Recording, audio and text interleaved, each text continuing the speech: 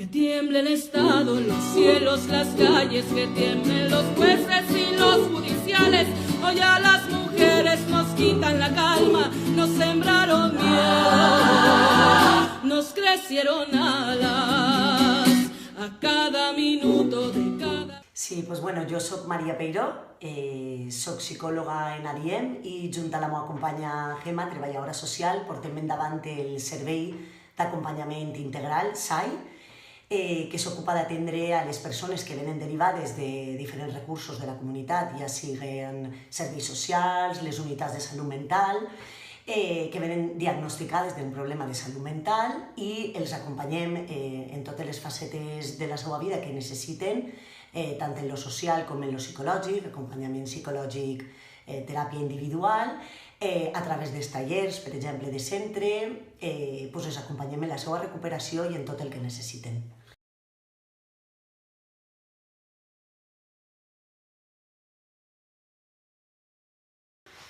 No, ADIEM, a més, és una entitat que lluita cada dia també per evitar aquestes diferències i aquestes desigualtats entre homes i dones.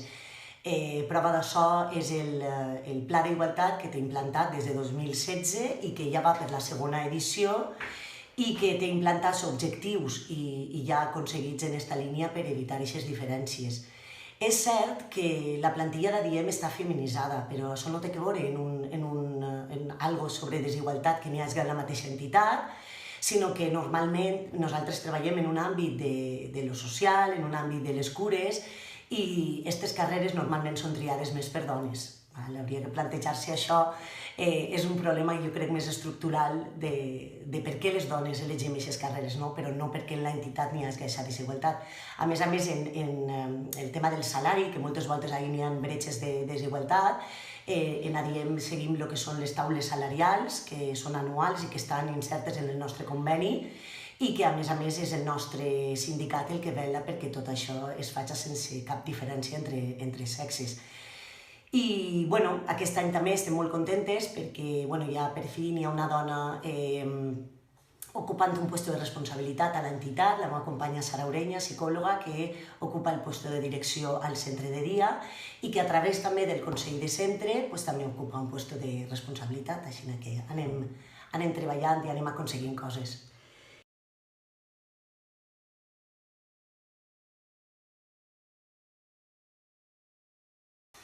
En aquest cas sí que n'hi ha algunes diferències. Avui en dia està àmpliament acceptat que tant el perfil psicopatològic com de morbilitat psiquiàtrica presenta diferències quantitatives i qualitatives en funció del sexe. Els factors culturals i els factors socials són fonamentals per al desenvolupament i el manteniment de la malaltia mental, la influència de la qual és completament diferent si són dones com si són dones. Nosaltres sí que vegem en els centres el perfil de la dona és un perfil inferior en quant a número i això pense que té que veure en aquest rol femení que desenvolupem les dones en les nostres cases d'assumpció de tasques domèstiques, d'assumpció de cures, tant dels fills, de les persones majors. Aleshores, a voltes, jo penso que les famílies, quasi inconscientment, el que fan és sobreprotegir a les dones i no fomentar el fet que isquen a recursos i que puguen estar en un procés de recuperació fora de casa per aquest rol mateix femení que se'ls assigna. Jo penso també que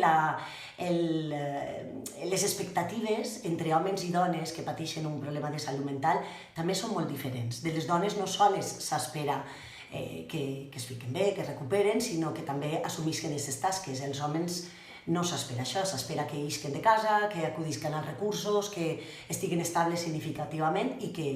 entren en un procés de recuperació, inclús que tornen a insertar-se inclús laboralment. Aleshores, per a mi, el tema de l'apoderament de les dones que pateixen un problema de salut mental és una tasca i un àmbit molt important que encara tenim que treballar, sobretot entès l'apoderament com aquesta capacitat de tindre consciència, poder i autoritat en totes les facetes de la seva vida, tindre aquesta decisió que fins ara encara està costant molt.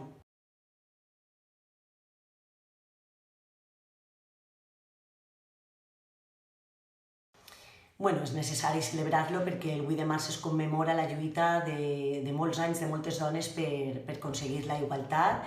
i s'ha de celebrar perquè cal encara posar sobre la taula, denunciar i posar sobre la taula tot el que queda per fer. Aleshores, per supost que és important fer-ho perquè encara existeixen moltes desigualtats en el món, entre homes i dones.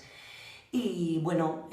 jo penso que és molt important, sobretot, seguir lluitant en l'àmbit de l'activisme col·lectiu per aconseguir que la corresponsabilitat en les cures siga un fet real. Les dones assumim 3 voltes més que els homes les tasques domèstiques, les tasques sobre cures, no remunerades. Aleshores, això el que fa és llevar a les dones temps per a poder dedicar a la seva carrera professional, al seu desenvolupament